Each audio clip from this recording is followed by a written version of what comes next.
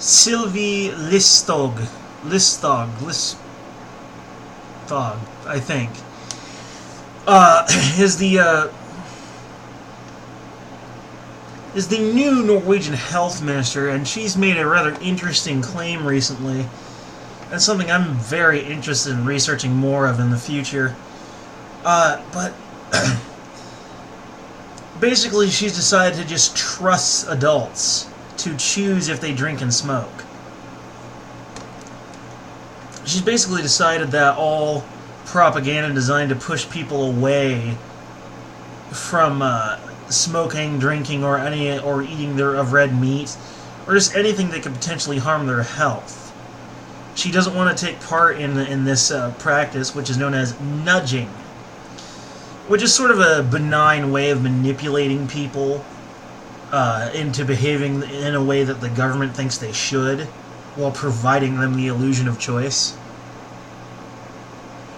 Not by directly preventing them from doing something, but rather just by sort of casually cattle prodding them lightly with psychological propaganda.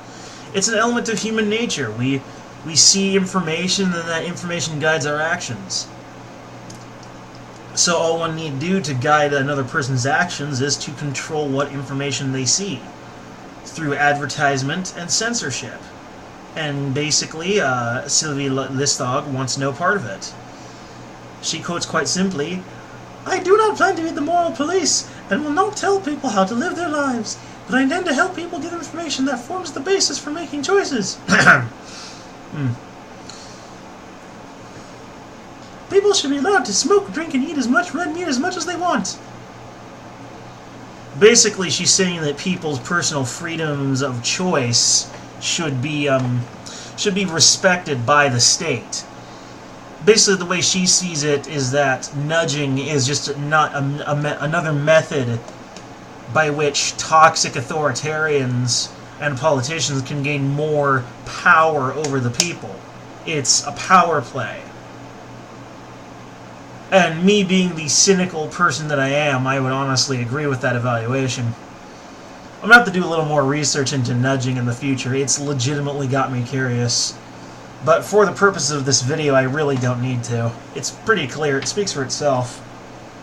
Excuse me for a second. Okay. Thought I was going to burp. Oh, no, there it is. However, her words are seen as an anathema to how public policy is conducted.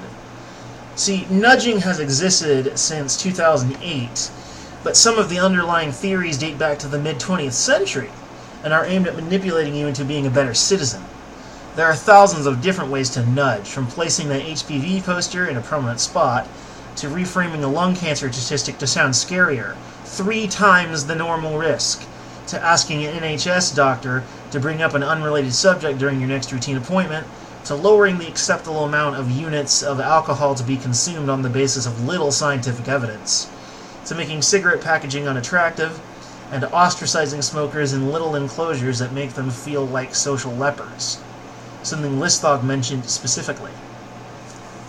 Dude, you want to get people off cigarettes and therefore off nicotine addiction? That's not going to make them do it. That's just going to make them feel terrible. That's going to affect their mental health and their self-confidence, their self-image, which will result in them going further into the addiction because the substance itself will comfort them in their misery.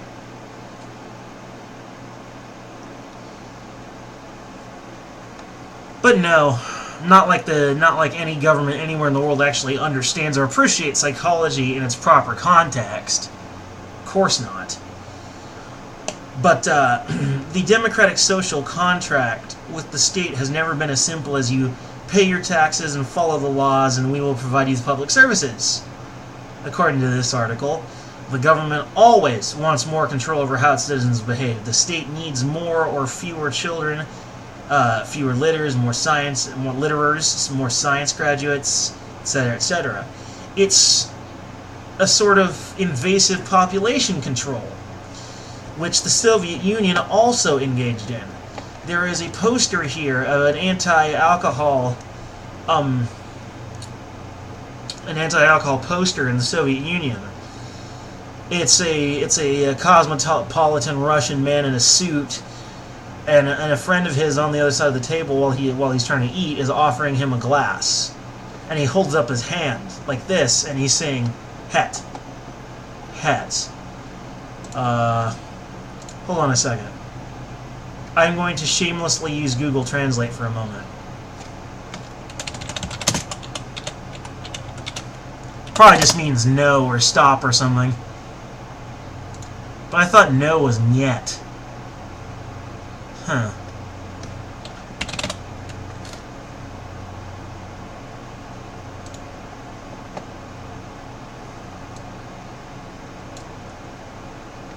No, not Dutch. Russian. Where is it? There it is. That's funny. Doesn't even show up. But it says het. I'm looking right at it. Ah, stupid Google. But in the Soviet Union, there were many who loved the poster, supposedly. The bottom line is, directing a society in this manner, it's invasive, it's manipulation, and really it's just a method of population control. That much is very clear. You're just controlling your populace and getting them to behave in a way that you want them to. It's for the sake of personal power. It's for control. It's disgusting. So Sylvie, what was her name again? Yeah, Sylvie Listog, yeah. I appreciate you, lady.